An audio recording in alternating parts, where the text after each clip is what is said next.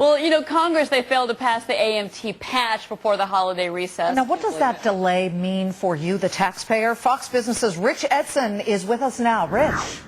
Yeah, I still can't get over that Chicago tax, 10.25%. Well, those folks are going to get hit with that. Chances are they're not going to get hit, or lots of middle-class folks in Chicago won't get hit with that AMT patch. It's just going to be a lot of fighting and a lot of words until then. This AMT patch, what it basically does is it raises the exemption rate to about $70,000 a year for joint filers, $46,000 a year for single filers, and what that does is remove about 21 million Americans off the rolls, off those AMT rolls. It makes them exempt for the year 2008. The problem is taking those folks off the rolls is going to cost the Treasury $62 billion. Democrats want to replace that. Take a listen. As Democrats, we certainly believe strongly that we ought to move towards a balanced budget, that we ought to pay for what we spend. And the fact is that if we're going to, this is about $62 billion over the next 5 years. That's real money. We have found a way to pay for it, which is to close some loopholes on for some of the wealthiest Americans. That's fair.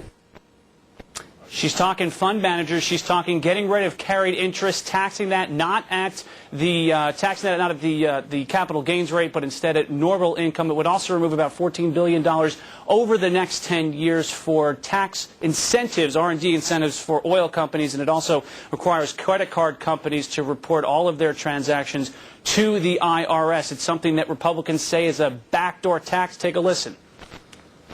When the American people are already struggling with energy prices, to have the Congress increase taxes on the price of American production of energy is just madness. It makes no sense. When you have a weakened economy, when you have high prices on a commodity like gasoline, you lower taxes, you don't raise them.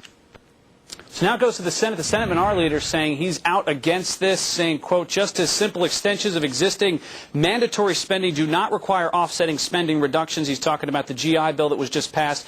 We believe simple extensions of existing tax policies should not be held hostage to the demand by some for ever greater tax collection. So we'll probably see that unoffset version pass the Senate. It's just going to take a lot of shouting first.